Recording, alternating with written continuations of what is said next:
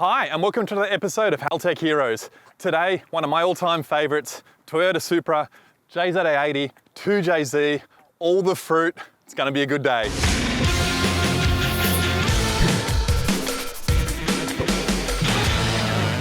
Mate, it feels a little bit foreign to me. The last time we were hanging out, you were in Nissans, now we're in the Toyota. What was what happened? Why are you doing this? Look, me and Andrew were sitting down one night, the owner of the car. We're having shisha and watching Texas videos, and it was all about Supra. And as a joke, it was like, oh, Mick, we should do the Supra. I said, you reckon? He goes, yeah, we'll do it next year. I said, yeah, no worries. It wasn't next year, it was 2 nights after. I called him up, I said, I just bought a Supra. This is the guy's BSB account number. I've already picked up the car, transferring the money. So what's the Texas style? What do you mean by that? So, as a street car Supra, they run 780s, 790s, radials, street car. What we make the purpose of this car. So I suppose this is like a US style that you want to call it. Correct. Yeah, it's a US style built Supra. Man, we're cruising in comfort here. The electric power windows, they went up. The tints are on. We're just chatting away, and it's pretty uneventful. Auto trends, you're just shifting it, just, I don't know, I don't want to say boring because it's not, but like, man, You could say it's boring. it's pretty comfortable in here.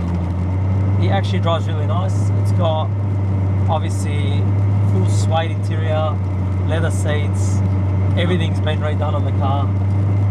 You could be, if you close your eyes and just smell, oh yeah, I'm in a Audi, Merc, something like that. Look, I call this the Black Series car. Yeah. The concept of this car was to look like a Black Series inside.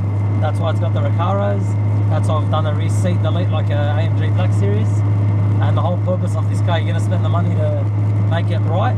Let's just do it right. These are all the buttons in the car. Oh yeah. So you see our traction control button. Yeah. Turn it on and off. So at the moment it's telling me to do burnouts. We don't want to do burnouts. So you turn traction control back on. We got a rolling anti-lag. Oh yeah, nice. So rolling anti-lag goes through the Haltech. You can hear it spool here. Yep. Nitrous purge. Yep, nice. Nitrous on. Fuel cooler, if our fuel temp comes up, we get a notification on the dash saying fuel temp's high. Turn the fuel cooler on, and that's a gearbox fan. Yep. We've got our horn, because a street car has a horn. Man, And come on. Press the horn again. I hope you can hear. You need a better horn, mate. Mate, it still works. Everyone knows what it is. Is it a Yaris or is it a Supra? I think it's more like a Yaris with a optioned up. It's got a hazard button here. It's got to turn the hazards on.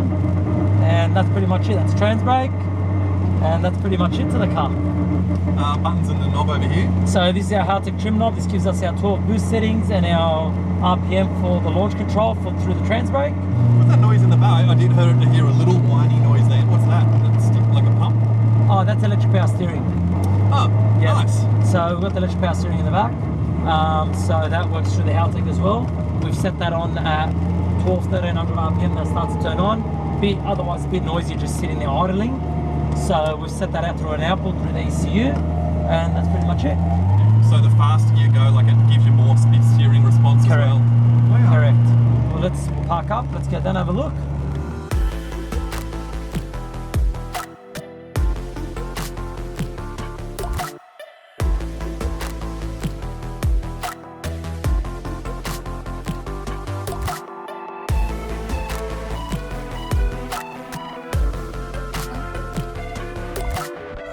Mate, well, when we first opened the hood of this thing, after we'd been for a drive like that, the absolute truth is I didn't expect it to look like this. It drives too smooth and too crisp to look like this. Well, it's a 2J. I'll leave that with you. Mate, starting from the beginning, I suppose, like the customer's brief was they wanted something that just drives nice, but you can take it to the track, but fairly low maintenance. Can you tell me a bit about like what you did in the build to make this thing just drive smooth and get to the track and race? Look, he goes to me, I want a street car. I don't want a drag car, I don't want to own a trailer. I want to have a car that I can just jump in, get to the racetrack, slip a parachute on, go racing, If I want to drive the car to the gym, I want to go to the gym. If I want to drive the car to have dinner, I can have a car to go to dinner. So I said to him, I've got a plan, and let's build this Supra. Mate, let's start at the beginning. What are some of the functions or some of the features that you've used to get the thing to drive nice? It's got 35 coil kit. Nissan R35 coils? Nissan R35 coils. Any reason why you choose them over any other style? Look, they work, they're rated for big horsepower. We don't have any issues with them breaking down, ignition problems, cold start, everything's perfect with them. So we know they work, 12 injectors. We never want to run out of fuel with the car. We don't want to retune the car. Less dyno time the car sees, the longer the engine's obviously going to stay in the car. What feeds it? This is my favourite part. I know this is your favourite part because we spoke about this the last time. So that's a Waterman mechanical fuel pump. Drives off the front of the camshaft. Mate, it starts like a car with electric fuel pumps, to be honest with you. Man, every time I see a mechanical fuel pump on any setup, whether it's an RB, a 2J, a 4G, a massive V8, whatever it is, mechanical fuel pumps just make things so much easier, get rid of so many fuel supply problems, especially when we're on methanol and ethanol and when you need a huge volume. Man, how much easier did it make it to tune? Look, a lot easier. We found we stopped having battery voltage problems. Used to run 4F4s, 3F4s, noise, smell, the usual. Now the car has 1F4 which primes it, so we've got pressure in the rails when we start it. Mate, I would never go back. So this is probably to learn about that. So the mechanical fuel pump, as we know, we need engine RPM for the thing to spin in order to make fuel pressure to put through the rail to get the thing to run initially. Correct. So when you first start this thing, how long does it take to get running? Look, it gets running within a second or two ton. It's like a brand new car. And what sort of life do you expect to get out of the mechanical fuel pump? It's a forever thing, man. Just works. Just works. No one pump doesn't work as good as the other one. No, we've got to keep changing them. It just works. Fuel pressure, the fuel map looks a lot nicer than just having the electric pumps. No voltage problems. It works. And to get the fuel to it, how does that work? There's a tank up here. So we've got a Warbro 520 fuel pump in it, which feeds this big tank at the front. Is that the factory fuel tank in the back? So the factory fuel tank's in the back with our factory fuel level, factory sender, factory fuel lines, which runs to the front, feeds that 16 litre tank. Yep. If that overfills, there's a line that goes from that to fill back to the tank, so we don't have big major pressure there. Yeah. And that's got fuel, and yeah. Yeah, so this is not so much of a surge tank, but kind of like a reservoir in a way to feed the pump. Correct. It's more like a fuel tank in the front of it. Yeah. But just more of a safety factor that there's fuel there always for the engine, for a pass, for a drive, it's always full. 2JZ, it's been in absolutely everything. I reckon they fit the best or they're the most at home in a JZA80. I'm glad you didn't put an RB in it. What did you have to do to this to make the power out of it? What mods to the 2J? Look, to be honest with you, I was very shocked at the beginning because I've always been playing with RBs. And if anyone said to me 2J, I would have told them I don't want to say what I want to say. So it's just a Supra JZA turbo block. Yep. Forged pistons, forged rods, stock crankshaft. The best part about it's got a standard oil pump on it. Yeah, Still doesn't go through my brain, but mate, it makes better oil pressure than a dry sumped RB. It's got a full CNC cylinder head on it. It's got a set of camshafts in it, and it makes 1100 horsepower on 38 pound. And since then we haven't turned that up, but it's got definitely a lot of power up its sleeve. And yeah. What turbocharger is it? It's got a 7685 Gen 2 on it. Right. 6 boost manifold. Wastegate's controlled by a Turbo Smart wastegate, 60mm Turbo Smart wastegate, and it has Haltech boost control through the ECU. How are you doing the boost control? And because of the style of car this thing is, it's going to be a bit hard to get it to take off. How are you doing the boost control, or do you have a strategy for that? Well, we run the boost control through the Haltech, through the race timer, through the trans brake.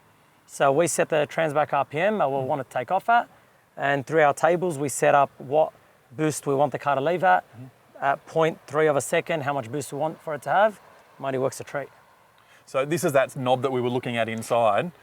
That same knob that's inside, so that's doing your boost control. Yep. And what else does that same knob do? It does the trans brake RPM. Right. So when the customer goes to the racetrack, it's not always pull the laptop out. If he has a good track, he turns the knob up one. Car's got maps in it. It's got 12 map settings in it at the moment. When he wants to go even faster, He just turns the knob up even more. If the track's very bad, he just turns it back. Does this thing do any traction control stuff? Yeah, it's got a Haltech traction control system in it. So we're measuring front wheel speed to rear wheel speed, and we're giving it a certain percentage of how much slip we want. We don't use the traction control on the racetrack, obviously, because it slows you down. Yeah. We use it more on the street, Cootamundra, roll racing, street driving. That's what we use more the traction control on. But yeah, so traction control's there. It's got a button inside, you turn it on and off. And that's pretty much it. This is one of the things that we haven't spoken about that much with the traction control that the Haltech ECU does, where when we've got a front and rear wheel speed sensor, we can then target a percentage slip, or the difference in wheel speed between the fronts and the rears. We can target that over a 3D map so that you might want to get the thing to slip down low a little bit more than you would like it to get to be slipping up at high RPM and high road speed. And at least that way you've got full control over it, so that you know that you're in pretty safe hands in a car like this, where it does have a huge amount of power. So using the traction control on the street makes complete sense. Yeah, definitely does, definitely does. The first time we used it with the electronic throttle body, mate, you don't even realise. Throttle works by itself, by percentage. I've used it, I've watched it on my data log. You can be holding at 100% throttle, cuts it down to 82%, 60%, back to 100%, and you will not even feel it in the car.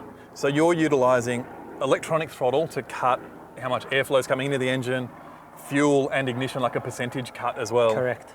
Yeah, I suppose as well as boost control. As well as boost control. Man, should be foolproof. It's like a brand new car. Yeah, I did notice inside, the buttons that you've got inside to turn them on and off are really, really nice as well. Where'd they come from? I bought them from Billet Buttons. Right. You can pick them in whatever colours, whatever you like. I actually picked the traction control on with a bit of smoke, because you turn it off, it makes smoke. Turn it on, it goes fast. Look, we bought the car as a non-turbo car. We stripped the whole car. We marked what holes we wanted to use.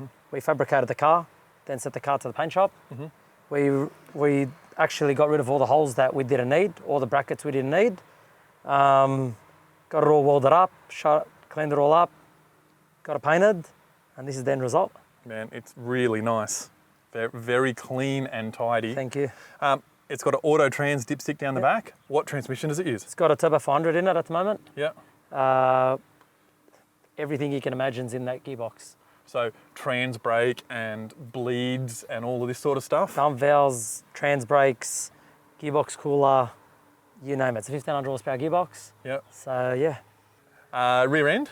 It's got a drive shaft up 9-inch, Yeah. 35 spine axles, and a carbon tail shaft. Just the usual Supra stuff. You know what? I'm still shocked, because when we went for a drive-in, the way the thing drives, it's no exaggeration that it doesn't crackle and it doesn't sound like an engine that's got camshafts in it. It doesn't sound like something that's got 12 injectors. If anything, there is a bit of a whine in the back, but you got to be reasonable, I guess. With radials, with diff gears. To be honest with you, it's got brand new hard race arms throughout the whole car. New bushes, new arms, everything's brand new underneath this car. From nut and bolt, everything's brand new. Man, well, it's a credit to you, the shop, to Toyota for making a pretty awesome engine and a pretty awesome car. The big deal, has it been on a racetrack before? We did race it 2 weeks ago. Car went 8.7 at 163 mile an hour, Right. turned down with a 1.460. Since then we didn't race it, we took it to Cootamundra. And So Cootamundra is the airport style thing, so it's Correct. not like a really not prepped track. so it's really more like gravel. Yeah. We took the car there.